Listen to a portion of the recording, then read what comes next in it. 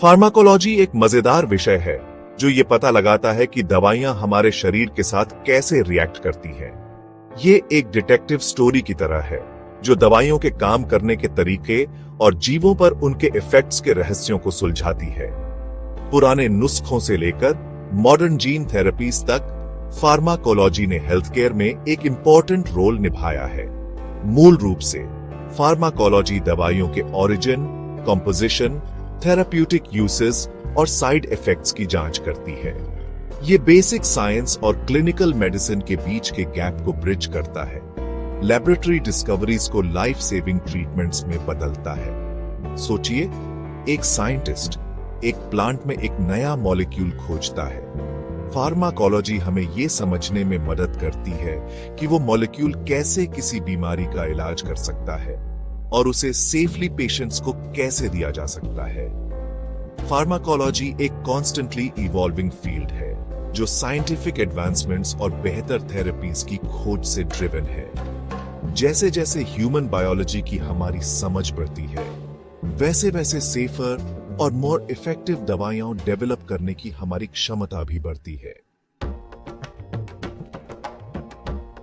Pharmacology में कई सब डिसिप्लिन्स शामिल हैं, जिनमें से हर एक ड्रग एक्शन के स्पेसिफिक एस्पेक्ट्स पर फोकस करता है। फार्माकोडायनामिक्स ये पता लगाता है कि एक दवा शरीर के साथ क्या करती है। ये एग्जामिन करता है कि ये हमारे सेल्स और टिश्यूज के साथ कैसे इंटरैक्ट करती है ताकि अपना इफेक्ट प्रोड्यूस कर सके।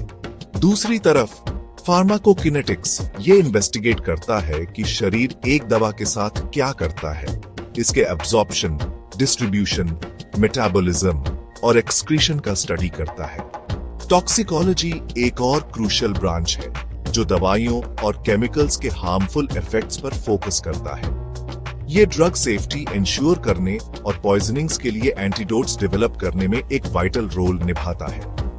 फार्माकोजेनोमिक्स ये इन्वेस्टिगेट करता है कि कैसे एक इंडिविजुअल का जेनेटिक मेकअप दवाइयों के प्रति उनके रिस्पॉन्स को इन्फ्लुएंस करता है, पर्सनलाइज्ड मेडिसिन के लिए रास्ता बनाता है।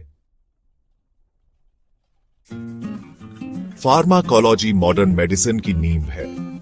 ये दवाइयों के डेवलपमेंट और सेफ यूज को अंडरपिन करता है, हेल्थ केयर के हर पहलू को इंपैक्ट करता है, इन्फेक्शंस के इलाज से लेकर क्रॉनिक कंडीशंस को मैनेज करने तक। फार्माकोलॉजी पेशेंट आउटकम्स इंप्रूव करने और क्वालिटी ऑफ लाइफ एनहांस करने के टूल्स प्रोवाइड करता है।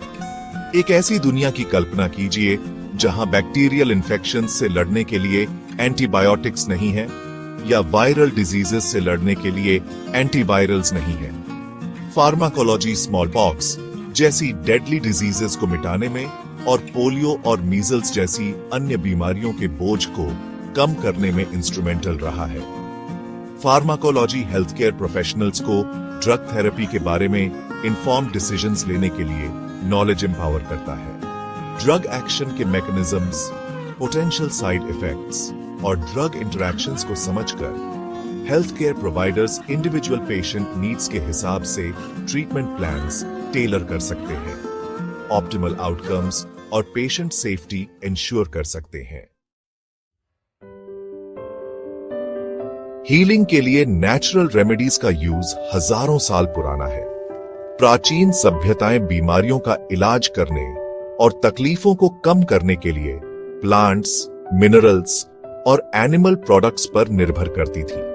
हालांकि ये प्रैक्टिसेस अक्सर एम्पिरिकल ऑब्जर्वेशंस और फोल्कलोर पर आधारित होती थी, लेकिन इन्होंने ड्रग डिस्कवरी की हमारी समझ की नींव रखी।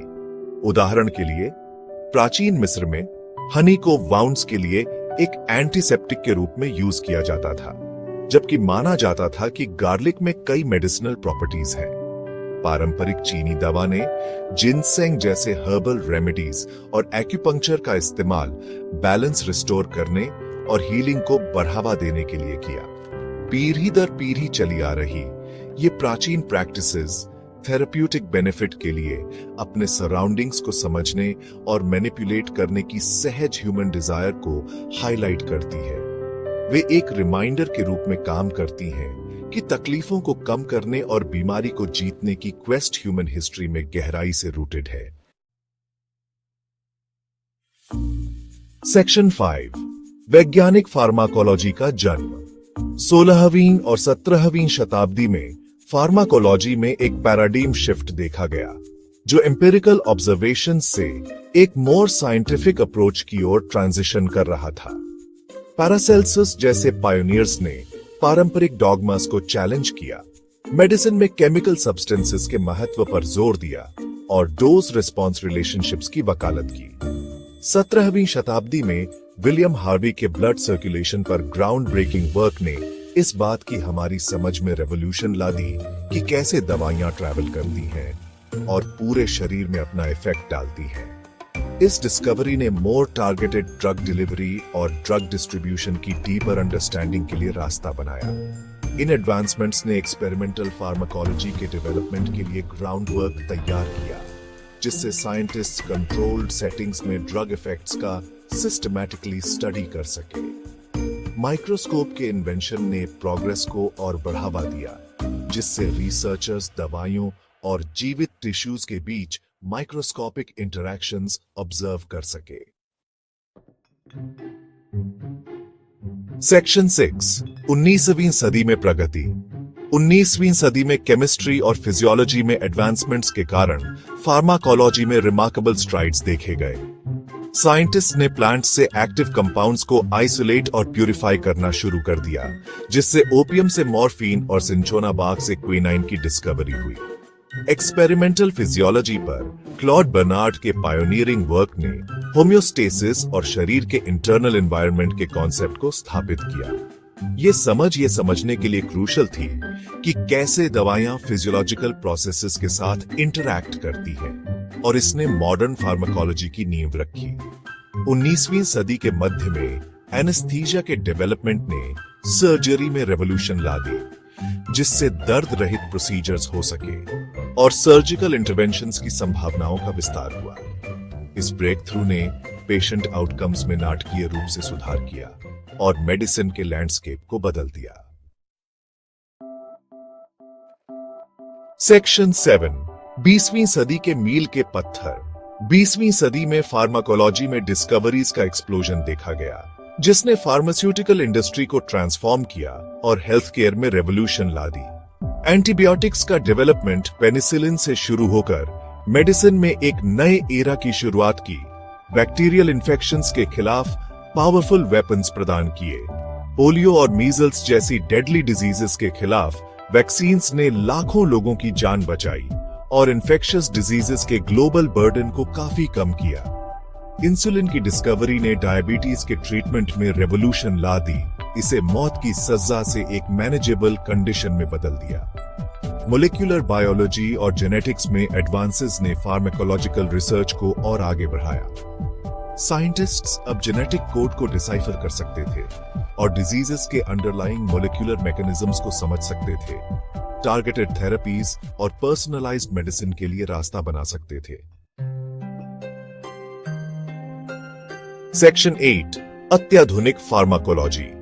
कटिंग एज टेक्नोलॉजीज और ह्यूमन बायोलॉजी की डीपर अंडरस्टैंडिंग के कारण फार्माकोलॉजी अभूतपूर्व गति से इवॉल्व हो रही है।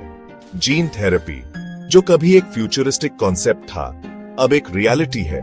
फॉल्टी जीन्स को हेल्थी जीन्स से रिप्लेस करके जेनेटिक डिजीजेस को क्योर करने की क्षमता प्रदान करता है। नैनो टेक्नोलॉजी ड्रग डिलीवरी में रेवोल्यूशन ला रही है, कम साइड इफेक्ट्स के साथ टारगेटेड थेरेपीज इनेबल कर रही है। टाइनी नैनो पार्टिकल्स की कल्पना कीजिए, जो दवाइयों को सीधे कैंसरस सेल्स तक ले जाते हैं, हेल्थी टिश्यूज को हार्मफुल एक्सपोजर से बचाते हैं। इम्यूनोथेरेपी, जो डिजीजेस से लड़ने के लिए इम्यून सिस्टम की पावर का इस्तेमाल करती है, विभिन्न कैंसर्स के इलाज में रिमार्केबल प्रॉमिस दिखा रही है। ये कटिंग एज टेक्नोलॉजीज मेडिसिन के लैंडस्केप को ट्रांसफॉर्म कर रही है, पहले लाइलाज बीमारियों वाले पेशेंट्स के लिए नई उम्मीद प्रदान कर रही है। जैसे जैसे हमारा नॉलेज बढ़ता है, वैसे वैसे और भी इफेक्टिव और टारगेटेड थेरेपीज डेवलप करने की हमारी क्षमता भी बढ़ेगी। पर्सनलाइज्ड और प्रिसिजन मेडिसिन के एक नए ईरा की शुरुआत होगी। सेक्शन 9 निष्कर्ष फार्माकोलॉजी का भविष्य।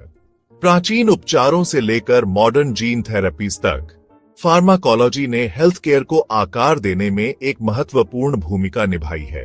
ये एक डायनामिक और इवॉल्विंग फील्ड बना हुआ है, लगातार साइंटिफिक नॉलेज की सीमाओं को आगे बढ़ा रहा है और डिजीजेस का डायग्नोज, ट्रीट और प्रिवेंट करने के तरीके को बदल रहा है।